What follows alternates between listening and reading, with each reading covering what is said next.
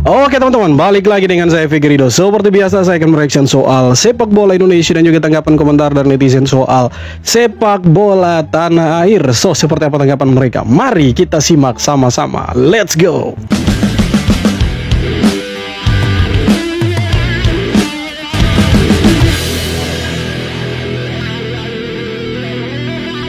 La Grande Indonesia sindir PSSI lewat spanduk di tengah pertandingan futsal. Jangan ganti Sauto dengan Patrick. Tulisan yang simple tapi nusuk banget. Itu sindiran langsung ke keputusan federasi sebelumnya yang ganti pelatih timnas di tengah jalan. Publik belum lupa dan supporter gak mau kejadian yang sama di futsal. Buat kalian yang menonton semua pertandingan seru bisa lewat link yang ada di bio gua. Abis itu mereka juga nuntut PSSI minta maaf ke publik atas kegagalan lolos di Piala Dunia. Bukan soal nyalahin, tapi soal tanggung jawab, komunikasi, dan respect ke fans. Oke. Mari kita sedikit bergeser ke arena yang lebih kecil, futsal.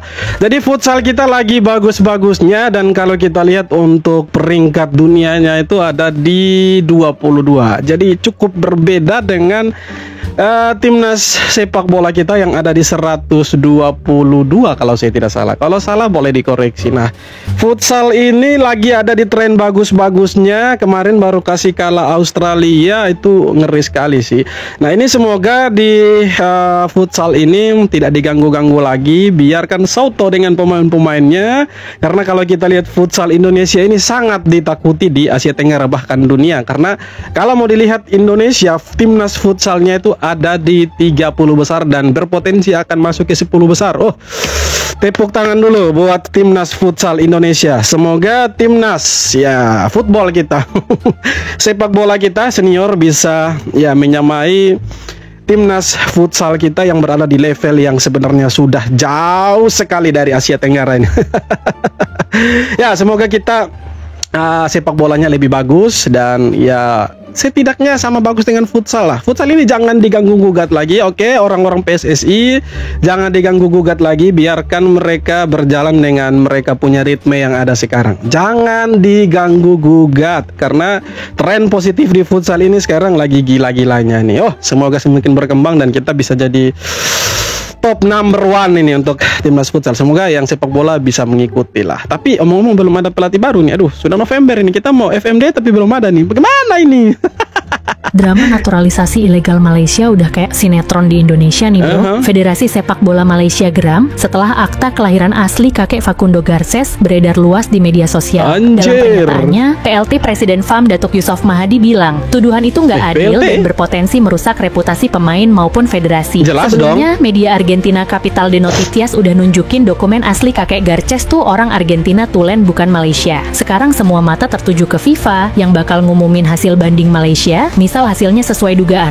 Ya, mungkin FAM harus belajar satu hal penting dari skandal ini. Kadang yang bikin malu bukan karena ketahuan bohong, tapi karena masih ngotot padahal bukti udah di depan mata. Oh, betul sekali. Si kakeknya Facundo Garces ini memang bukan orang Malaysia.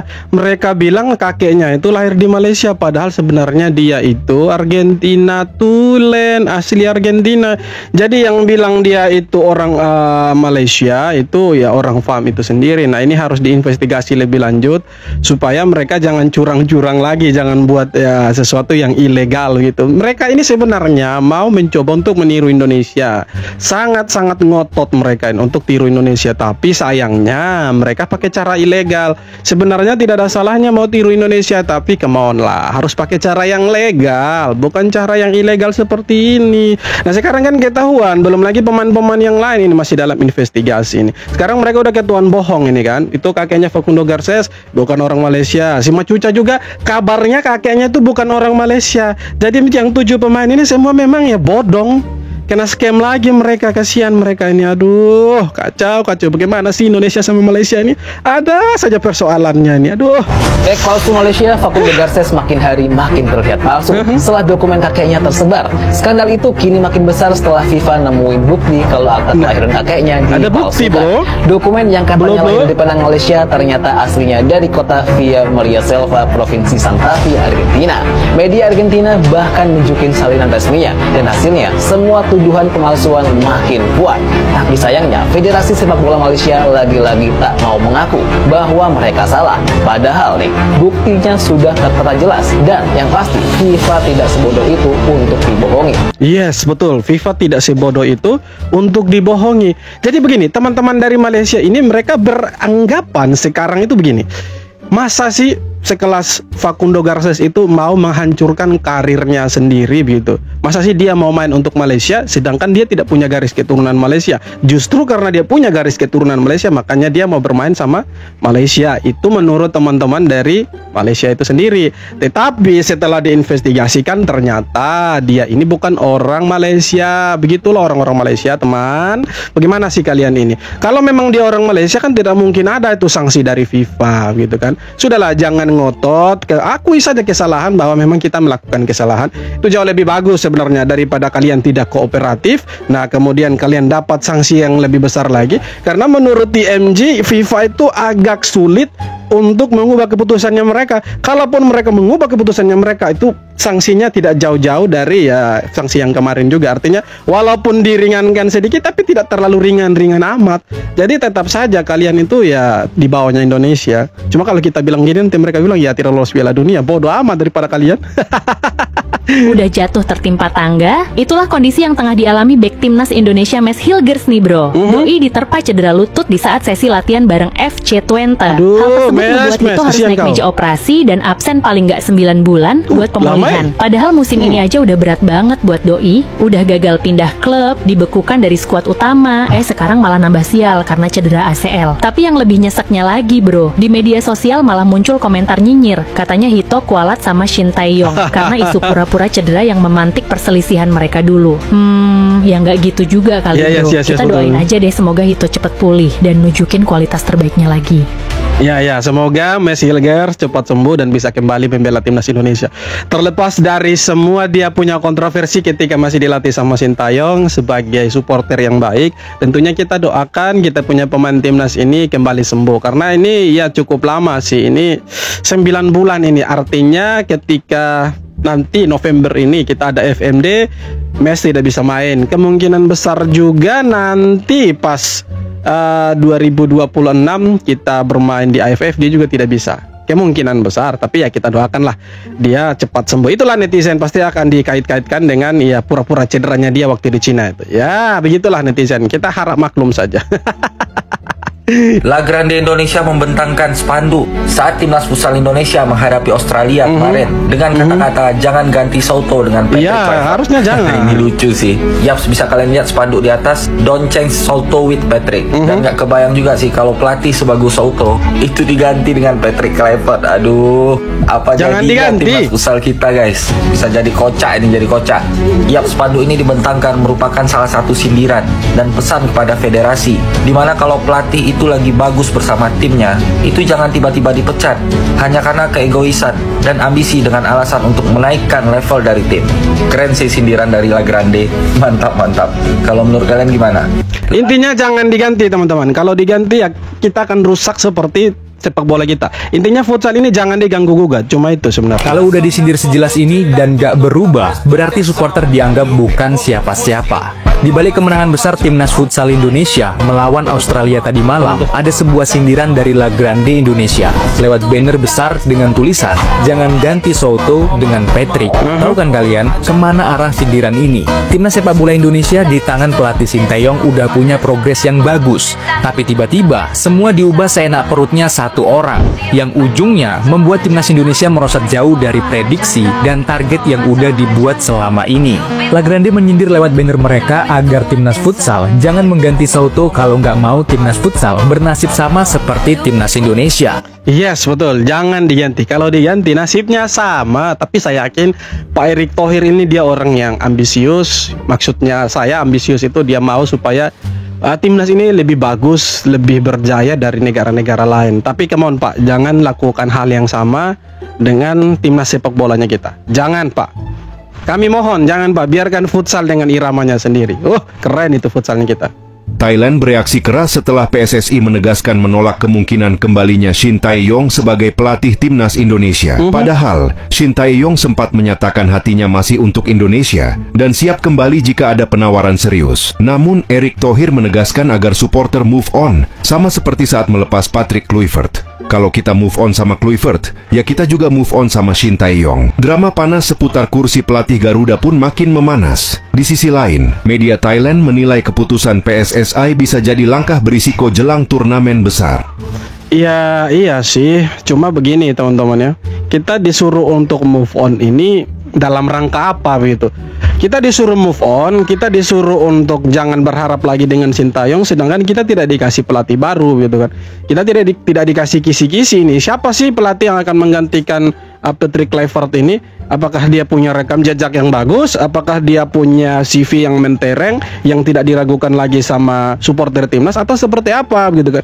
Kita disuruh move on, oke, kita pasti move on. Tapi sekarang pertanyaannya begini, apakah pelatih yang baru itu bisa membuat kita move on? Jangan hanya suruh kita move on, tapi ya kalian tidak lakukan apa-apa gitu kan. Ya harusnya lakukanlah sesuatu yang membuat kita kembali percaya dengan PSSI. Nah sekarang ini jujur saja kita tidak begitu percaya dengan PSSI setelah apa yang dilakukan sama mereka. Ya kalau kita mau berbicara lagi kembali ke belakang kan panjang ceritanya kan. Dari Shin Tae-yong dipecat, Patrick Kluivert didatangkan, itu kan panjang ceritanya. Artinya sekarang intinya PSSI harus mengambil langkah yang tegas. Artinya datangkan pelatih sesegera mungkin. Kalaupun tidak ada, pakailah pelatih caretaker siapapun itu di federasi, mau itu Alexander Swiers ataupun siapapun itu, pakailah mereka supaya ya kita bisa punya pelatih dan kita bisa main di FIFA Matchday. Karena kabarnya juga kita ini tidak akan bermain di FIFA Matchday, itu akan dikasih ke timnas U22 yang akan persiapan nanti di SEA Games. Nah ini yang menarik sih sebenarnya. Cuma begini teman-teman, janganlah disuruh kita untuk segera mungkin untuk move on. Tidak akan bisa, karena di hatinya kita ini masih ada Shin Tae-yong. Kalau dipaksa kita untuk move on ya semakin luka. Tahu kan kalau semakin luka yang menganga kemudian diisi garam ya semakin sakit lah. Jangan dipaksakan, biarkan itu berjalan sesuai dengan ya, iramanya sendiri. Harusnya seperti itu. Jangan dipaksakan kita untuk move on. Jangan minta, kita akan move on sendiri kalau kalian buat yang terbaik untuk timnas. Cuma itu sebenarnya. Andik Firmansyah sebut Liga Malaysia lebih baik dibandingkan Liga Wakanda yang banyak mafia. Mantan pemain timnas Indonesia secara terang-terangan sebut Liga Malaysia lebih baik dibanding Liga Indonesia. Andik menilai Liga Malaysia memiliki sistem yang lebih profesional dibanding Liga Indonesia, seperti jadwal yang jarang ditunda. Tentu ini berbeda dengan Liga Indonesia yang ada masalah dikit langsung ditunda. Tak sampai di situ, Andik menyebut isu-isu mafia sepak bola di Liga Malaysia jarang terdengar, berbanding terbalik dengan Liga Indonesia yang hampir di setiap pertandingan selalu ada isu mafia. Gimana menurut kalian, setuju dengan pernyataan Andik Firmansyah? Kalau mau bilang setuju ya setuju sih, tapi memang itu fakta yang dia bilang si Andik ini. Kalau mau dilihat dari peringkat FIFA pun, bukan peringkat FIFA tapi peringkat liga untuk Asia, kita ada di bawahnya Malaysia. Kenapa kita ada di bawahnya Malaysia? Jelas karena kualitas liganya mereka di atasnya kita. Itu yang pertama. Yang kedua, untuk Liga Indonesia ini ya, aduh, ini masih carut marut lah, masih banyak yang harus diperbaiki. Nah, kalau Andik bilang seperti itu wajar. Kenapa? Karena dia pernah bermain di Selangor, pernah bermain di Liga Malaysia. Jadi dia bisa membandingkan antara Liga Malaysia dengan Liga Indonesia. Jadi tidak salah juga dia bilang seperti itu. Cuma kalau untuk level timnas, saya pikir kita beda. Nah, sekarang dia bicaranya konteksnya apa? Konteksnya itu Liga. Jadi Liga Malaysia benar lebih bagus dari kita. Kenapa saya meyakinkan apa yang dibilang sama Andik? Karena kalau kita lihat dari peringkat liga untuk Asia, kita jauh di bawahnya Malaysia, ya kan? Bahkan Malaysia itu hampir setara dengan Thailand, ya kan? Untuk Asia Tenggara loh. Jadi untuk Indonesia ya wajar kalau Andik berbicara seperti itu, karena memang itu fakta, harus diterima, jangan marah-marah. Harus diperbaiki kualitas liganya. Di tengah badai skandal naturalisasi yang menghinggapi Malaysia, tiba-tiba muncul pemain muda Inggris yang justru ngaku punya darah Malaysia nih bro. Dia bernama Josh Robinson. Mantan pemain jebolan Akademi Arsenal ini bilang kalau punya darah Malaysia dari ibunya. Bek kanan berusia 20 tahun itu juga sempat main buat Wigan Athletic dan pernah ngerasain seragam timnas Inggris U18 juga loh. Tapi sekarang doi nganggur karena kontraknya nggak diperpanjang sepanjang musim panas lalu. Kalau VAM lagi nggak disanksi, mungkin udah jadi rezeki nomplok buat mereka tuh. Tapi sayangnya, sekarang Federasi Sepak Bola Malaysia masih nunggu vonis FIFA yang kabarnya bakal nerima hukuman berat. Paci juga sih, uang jajahan Inggris bukannya nyari di sana, malah nyasar ke Amerika Latin. Nah, itu dia, harusnya mereka punya pemain itu seperti ini, dari Inggris, bukan dari Amerika Latin. Karena kalau dari Amerika Latin itu dipertanyakan sejak kapan mereka punya hubungan darah dengan Amerika Latin. Mungkin ya nyamuk dari Malaysia itu terbangnya ke Argentina. Jadi waktu disengat, digigit itu langsung keluar itu darah Malaysianya. Tapi kalau dari Inggris ya itu wajar, masuk akal. Kenapa? Karena Malaysia ini bekas negara jajahannya Inggris. Jadi wajar kalau ada pemain-pemain yang berdarah Malaysia itu bermain di Inggris. Wajar, karena apa ya? Mereka dijajah cukup lama sama Inggris. Jadi sebenarnya tidak ada salahnya kalau ada pemain dari Inggris. Itu betul. Itu baru ya setuju saya. Kalau ada pemain Inggris yang punya garis keturunan Malaysia itu baru betul. Kalau seperti Machuca, Holgado, siapa lagi ini? Facundo Garces. Itu dipertanyakan itu. Apakah benar-benar punya garis keturunan Malaysia atau hanya dia buat-buat? Kan begitu sebenarnya. Oke teman-teman, jadi itu dia beberapa video tanggapan komentar dari netizen soal sepak bola Indonesia dan Malaysia. Seperti apa tanggapan kalian? Silahkan tulis di kolom komentar. Dan terima kasih banyak sudah nonton video ini sampai akhir. Kita jumpa lagi di video-video berikutnya. Terima kasih. Hormat.